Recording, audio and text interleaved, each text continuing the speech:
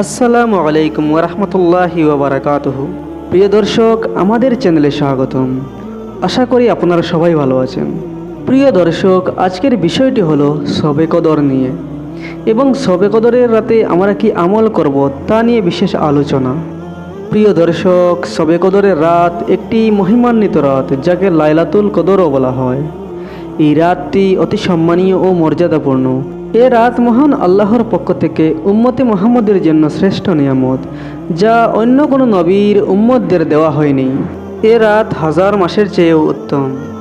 উম্মতে মুহাম্মদীর স্বল্প বয়সের কারণে এবাদতের গাঠতি পূরণে মহান আল্লাহর পক্ষ থেকে বান্দার জন্য এ রাতের বিশেষ ব্যবস্থা। এই রাতে এবাদত বন্দিগি করার মাধ্যমে বান্দা নিজে ক্ষমা প্রার্থনা করার সুযোগ পায় এবং গুনাহ মাফের মাধ্যমে আল্লাহর সন্তুষ্টি অর্জন করতে পারে।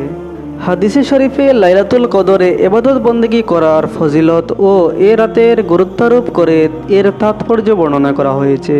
বুখারী হাদিস 1901 নম্বরে আছে, রাসূলুল্লাহ সাল্লাল্লাহু আলাইহি সাল্লাম বলেন, যে ব্যক্তি কদরের রাতে ঈমান ও ইখলাসের সঙ্গে আল্লাহর কাছে দুই হাত তুলে তার পূর্বের গুনাহ মাফের জন্য কান্নাকাটি করবে ও নফল নামাজ আদায় করবে, আল্লাহ তাআলা তার পূর্বের সমস্ত গুনাহ মাফ করে দেবেন। আরেক হাদিসে এসেছে, রমজান মাস এলে রাসূলুল্লাহ সাল্লাল্লাহু আলাইহি সাল্লাম বলতেন, নিশ্চয়ই রমজান মাস তোমাদের কাছে উপস্থিত হয়েছে। এতে এমনও বরকতপূর্ণ রাত আছে যা হাজার হাজার মাসের তুলনায় উত্তম। যে এই মাসকে সম্মান করবে সেজন্য পুরো কল্যাণকেই সম্মান করলো, আর যে এই মাসের কল্যাণ থেকে বঞ্চিত হলো সেজন্য পুরো কল্যাণ থেকেই বঞ্চিত হলো। শবে কদর রমজানের মধ্যেই। রাসূল আকরাম সাল্লাল্লাহু আলাইহি সাল্লাম বলেছেন, তোমরা রমজানের শেষ 10 দিনের বিজোড় রাতগুলোতে শবে কদরকে সন্ধান করো। এই রাতগুলো হলো 21, 23, 25, 27 ও 29। মনে রাখতে হবে, আরবিতে দিনের আগে রাত গণনা করা হয়। মুহাক্কিকগণ বলেন, আরবিতে লাইলাতুল কদর শব্দদ্বয়ে 9টি হরফ বা আরবি বর্ণ রয়েছে, আর সূরা কদরে লাইলাতুল কদর শব্দদ্বয় 3 বার রয়েছে। 9কে 3 দিয়ে গুণ করলে 27 হয়, তাই 27শে রমজানের রাতে শবে কদর হওয়ার সম্ভাবনা বেশি থাকে। আমরা রমজানের শেষ 10 দিনে ইতেকাফ করে থাকি। ইতেকাফের অন্যতম উদ্দেশ্য হলো শবে কদর প্রাপ্তি। রমজানের শেষ 10 দিন ইতেকাফ করলে শবে কদর প্রাপ্তি প্রায় নিশ্চিত হয়ে যায়। ইতেকাফের মূল কথা হলো সব কিছু ছেড়ে আল্লাহর সান্নিধ্যে চলে যাওয়া। হযরত আবু হুরায়রা রাদিয়াল্লাহু তাআলা আনহু বর্ণনা করেন, রাসূলুল্লাহ সাল্লাল্লাহু আলাইহি সাল্লাম বলেন, যে ব্যক্তি ঈমানের সঙ্গে সওয়াবের নিয়তে কদরের রাতে জেগে ইবাদত করে তার অতীতের গুনাহ মাফ করে দেওয়া হয়।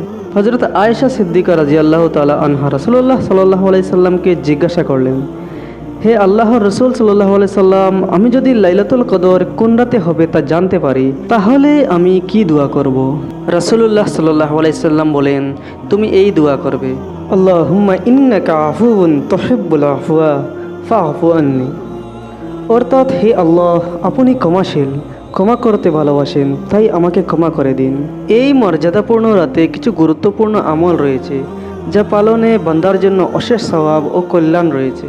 1 নম্বর আমলটি হলো সূর্যাস্তের সঙ্গে সঙ্গে গোসল করে পবিত্র হয়ে ইবাদতের জন্য প্রস্তুতি গ্রহণ করা। 2 নম্বর আমলটি হলো মাগরিবের নামাজের পর 6 রাকাত সালাতুল আওয়াবিন আদায় করা। 3 নম্বর কুরআনুল কারীম তিলাওয়াত করা। 4 নম্বর বেশি বেশি জিকির আজকার করা। 5 নম্বর বেশি বেশি দুরূদ শরীফ পাঠ করা। 6 নম্বর কৃত গুনাহের জন্য কান্নাকাটি করা এবং গুনাহ থেকে মাফ চাওয়া। 7 নম্বর কোনো মানুষকে কষ্ট দিয়ে থাকলে তার কাছে ক্ষমা চাওয়া। 8 নম্বর দুঃখীদের বেশি বেশি দান সদকা করা। 9 নম্বর মা বাবা ও মুরব্বীদের কবর জিয়ারত করা। 10 নম্বর আল্লাহর সন্তুষ্টি অর্জনে বেশি বেশি নফল নামাজ আদায় করা এবং ভালো কাজ করা। 11 নম্বর মানুষের প্রতি সুন্দর ও উত্তম আচরণ করা। শবে কদরের রাতে কিছু বর্জনীয় আমল রয়েছে, যা বর্জনী বান্দার জন্য অশেষ কল্যাণ ও পুরস্কারের ব্যবস্থা রয়েছে। 1 নম্বর হেলা ও অবহেলায় রাত কাটিয়ে না দেওয়া। 2 নম্বর ঘুমিয়ে রাত কাটিয়ে না দেওয়া। 3 নম্বর আলসেমি করে ইবাদতহীন বসে না থাকা। 4 নম্বর মানুষের প্রতি হিংসা ও বিদ্বেষ না রাখা। 5 নম্বর আতশবাজি ফোটানো যাবে না। 6 নম্বর দল বেঁধে আড্ডাবাজি না করা। 7 নম্বর সবাই মিলে চিৎকার চেঁচামেচি এবং হৈ হুল্লোড় না করা। 9 নম্বর যাবতীয় গুনাহের কাজ থেকে বিরত থাকা। আল্লাহ তাআলা হাজার রাতের চেয়ে উত্তম রাত শবে কদরের রাতে আমাদের দোয়া যেন কবুল করেন, আমাদের জায়েজ সব আশা পূরণ করে দিন। আমিন। ভিডিওটি ভালো লাগলে আপনার পরিবার এবং বন্ধুদের সাথে শেয়ার করুন।